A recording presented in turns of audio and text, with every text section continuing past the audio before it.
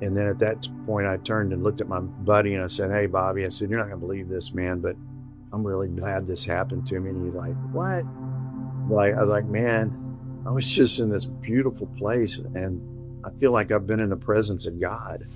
I said, it was awesome. I said, "Man, it was just incredible. I can't even describe the feeling I had from it." And so, and he's still in shock. We make it back to our vehicle finally, drive back home, and my wife's waiting there, and she's waiting at the door, and we both walk in, just go right past her. I go in the bedroom, and he stays in the kitchen with my wife, and she's a bubbly person. She's always in good mood, so she's smiling and everything. We're both just kind of have our heads down, and then I go in the other room, and she's asking my friend, "What's wrong? What happened? What's wrong with y'all?" And he started crying, and he said, "Pat almost died today. He drowned, and I had to resuscitate him."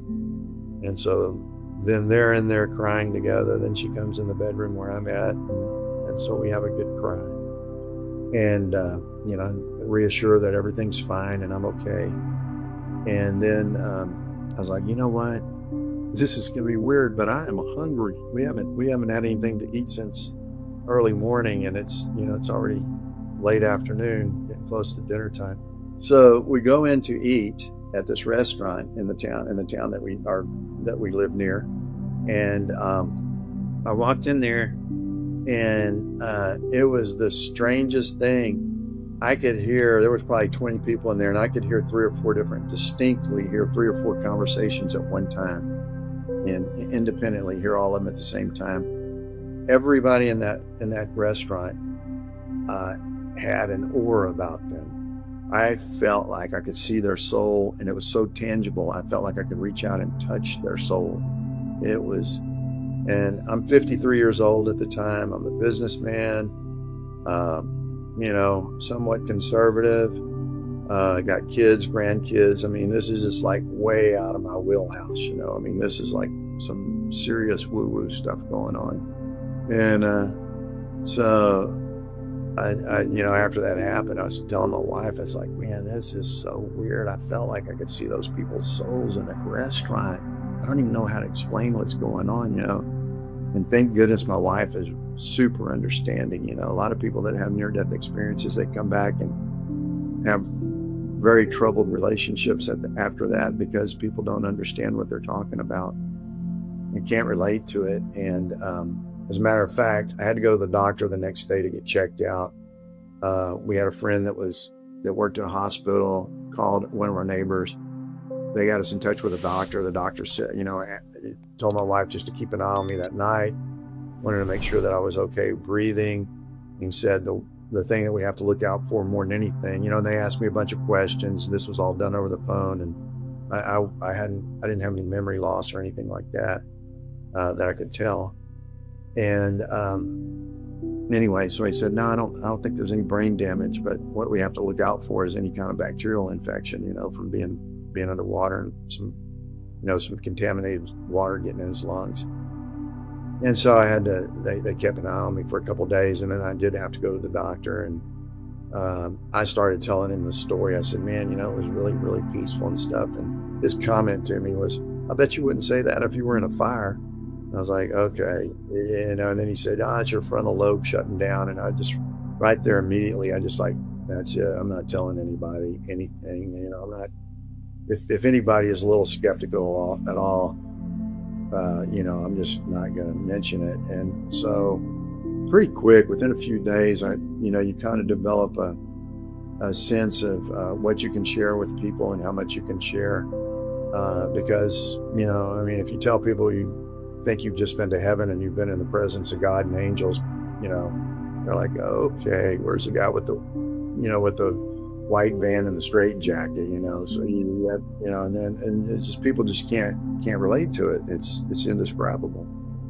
And so a couple of weeks after this happened, and the whole time, another thing that happened is I lost my relationship to time. I couldn't tell you anything. I couldn't relate to anything related to time other than what was happening that day. You could tell me we're going out of town in 2 weeks, I didn't know what 2 weeks was. It just really screwed up my timetable. And then also seeing the souls, and then the way I looked at people, I had a different understanding of the value of people, how God values people for their souls and nothing else. And you'd see people that were kind of underprivileged, or maybe had society would put less value on them. I didn't see them that way anymore. I saw them just as important as the smartest, richest guy in town, you know. And then also people that were prideful and kind of cocky, I would just look at them and I'd kind of laugh, you know, because I was like, man, they don't even have a clue, you know. I mean, the big car and whatever they're doing has no value up there, you know. It's what's in your heart, you know, and you know, your surrender to one another and how you treat people. That's what matters, in your relationship with God. And so all these changes were happening. And a couple of weeks into it, I told my wife, I said, man, this is just really freaking me out. You know, I'm anxious at this point because of the changes, and I'd been a Christian my whole life, but I wasn't a very active Christian. But I went to church and I'd hear a scripture that I'd heard maybe 50 or 100 times in my life. It was like the first time I'd ever heard it.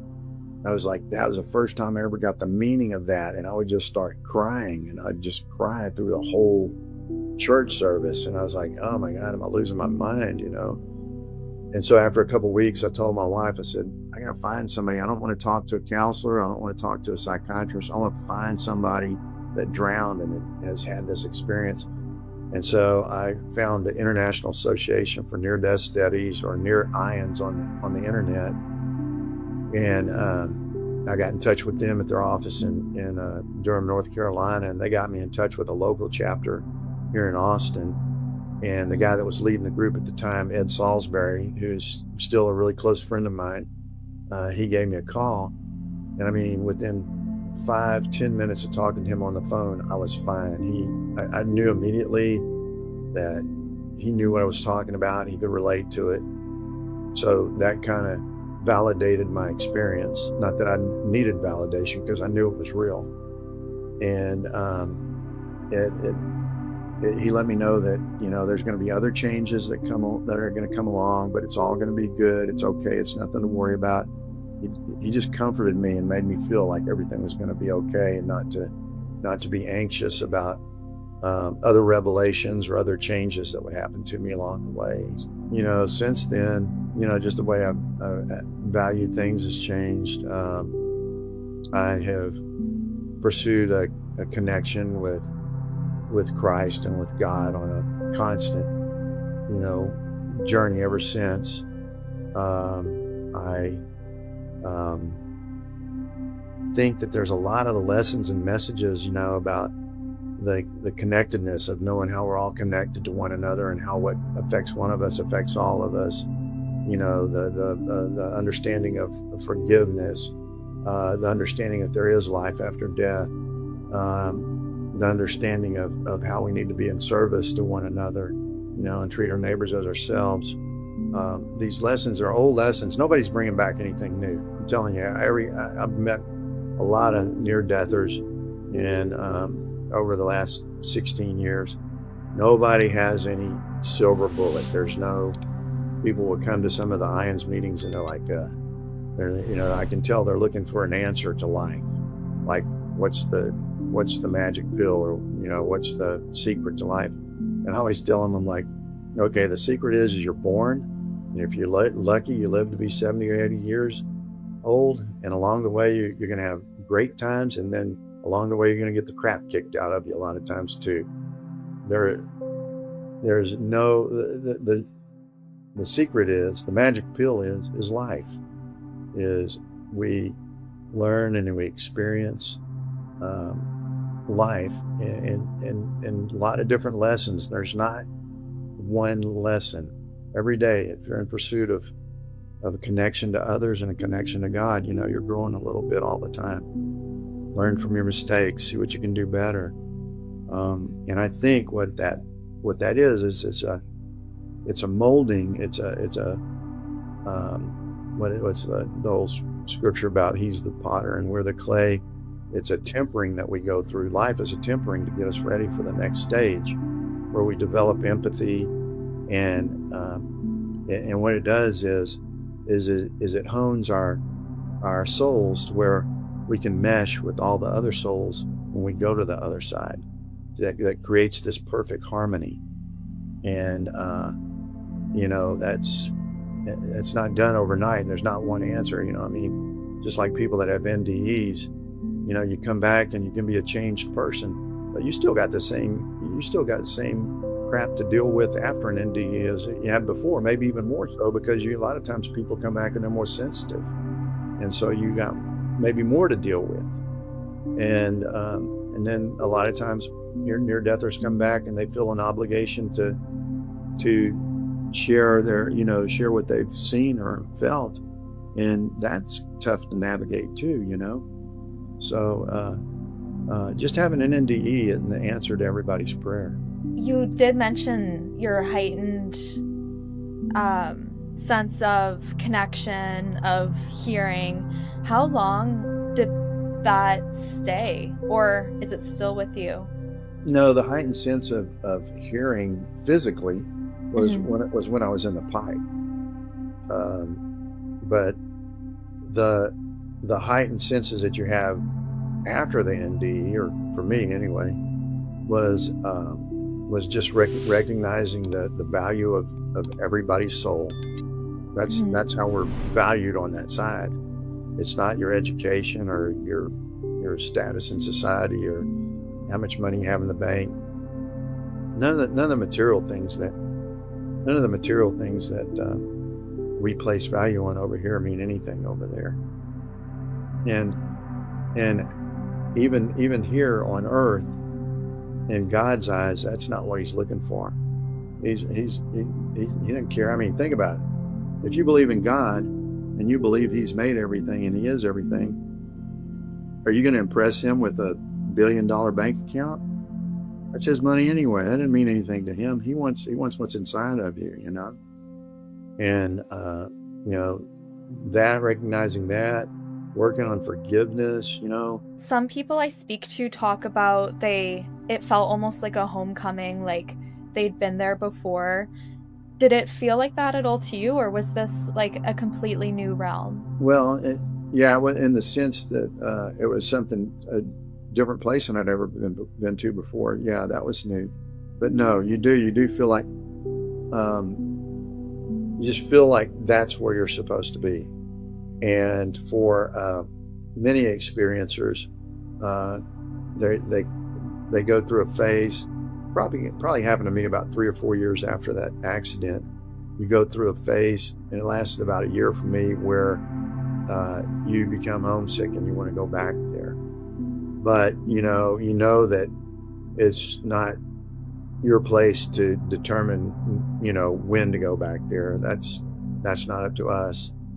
And a lot of times, because it feels so perfect over there, and then over here things can be mundane and chaotic and trivial, and you want to escape that. But that's the hard part of it. It's because that was a piece that you don't get over here, and you want to go back to it. But you recognize that when that time comes, it comes, and until then, there's things to be doing over here. And that feeling of homesickness that I had, it was pretty intense for a few months, but I would say that the overall length of it was for about a year. And then I kind of got over that and knew that, there was a purpose to be here. And I feel like, that's one of the things I went to this, we used to go to these, they call them Clan of the Fireflies. It was a monastery, not a monastery, a convent over in St. Louis, where retired nuns live, and they have a retreat center over there, and we would have maybe about 40 of us that were near-deathers that would go there, and I went 3 different years. And one thing that I noticed is a lot of people were really hung up on, what is my purpose? What am I supposed to be doing? I came back, I wanted to stay, but I came back, and what gives meaning to my life? And then it finally dawned on me one day. I was like, okay, we all got the same purpose. It's the two greatest commandments: love God and love each other. And the trick is finding out how to express that love. But we're basically all here for the same reason, to get prepared for the next life. It is, you're right. It's nothing new. Just the messages that we heard before. I really believe that. Well, I think we're just sent back as reminders, as reminders. But I mean, okay, on paper it looks so simple, Love. I mean, how love? Okay, give me two things to do: love God and love each other. Okay, that's two things, and nobody's ever done that perfectly yet. So, it sounds easy, but it's not. It's hard to love some people. To be honest. Yeah. Hard to love yourself. Yeah. And do you think that's as important as those other two commandments? I do. Yes. But you have to come to the realization that that's unattainable for us, and I think another lesson too, I think is that I've heard a lot of people tell their stories that have had. I didn't have one, but a lot of people have stories that have had life reviews, and every one of them that I've heard, they always say that what they thought was important over here in their life review was just glossed over or not even brought up. And a lot of small incidents, little things that they had even forgotten about, that they didn't think were significant at all, over there in the life review were important. And so I always say, well, God's scorecard isn't the same as our scorecard.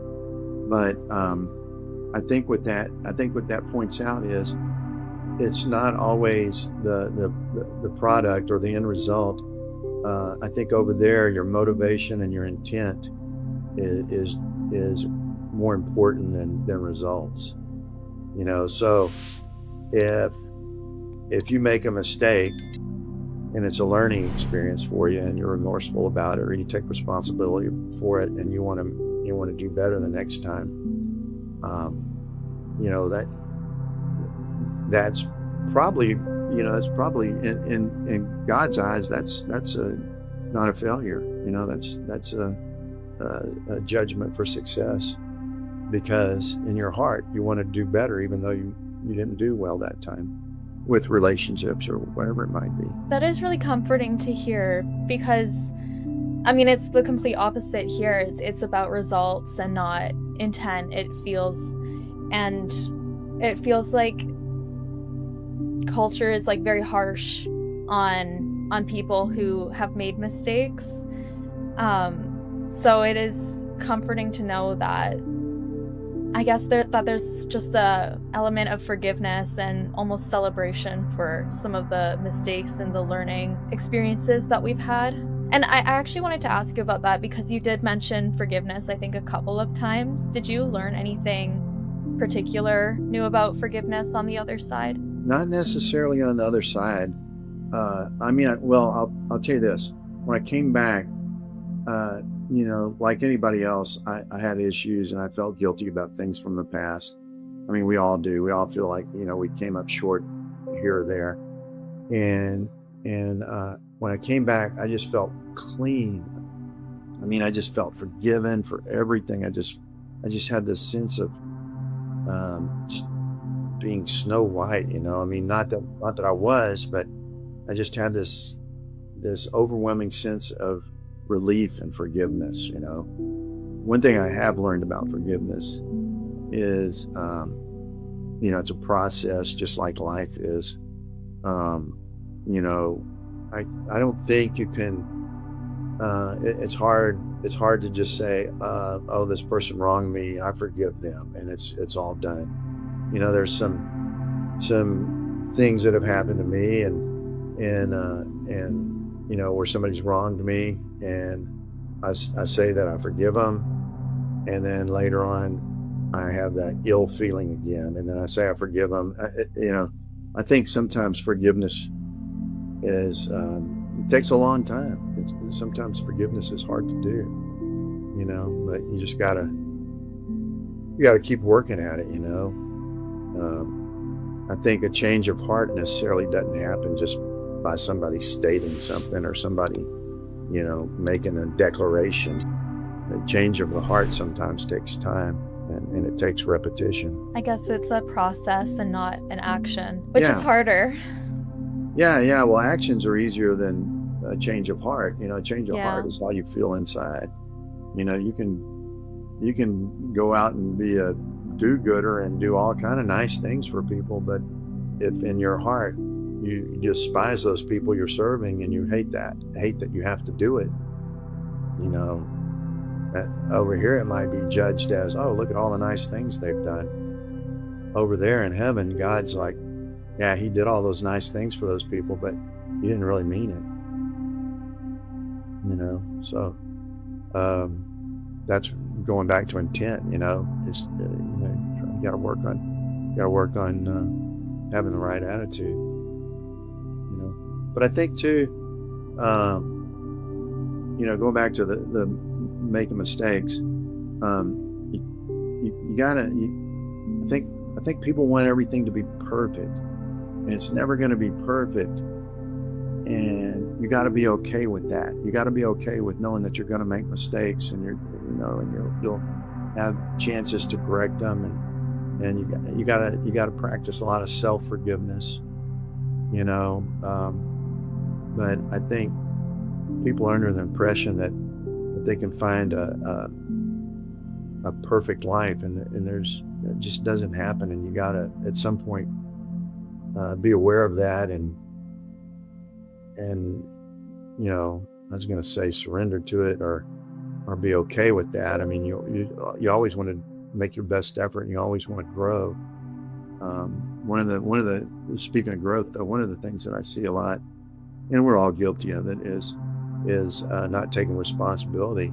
Like there'll be times where somebody is in a situation where they've made a mistake and they're pointing the finger at everybody, and I always think, how do you get any growth out of that if you don't, I always try to tell my kids, if something has gone wrong in your life, step back, analyze what happened, and try to see what your part was in it, so you can correct that. I said, even if you can't fix that situation now, learn from it, so when you're in that situation again, you can have a better reaction to it, or act differently. Absolutely. One of the last questions that I had that I would love to touch on in this interview is, I heard about kind of a realization that you had after your NDE about us overthinking things. Can you tell me more about that? Probably the strongest revelation I had when I had the ND was it wasn't me, it wasn't you, it was we're. It was like, we're overthinking things. Just love God and love each other, and everything else will take care of itself. That's a short statement, but it's a tall order, just like we mentioned earlier. And I started thinking about that too. I was like, after I got that message, I started thinking about it, and I was like, man, that makes a lot of sense. If we had, in everything that we do, if we had the intent to love and serve other people, man, you wouldn't have to have policemen, you wouldn't have to have soldiers, you wouldn't have to have attorneys. If everybody was trying to be fair with each other all the time and everything that they did and all their interactions, that would be heaven. Often guests have books or websites. I don't know if you do. Is that something is there anything you would like to mention to viewers?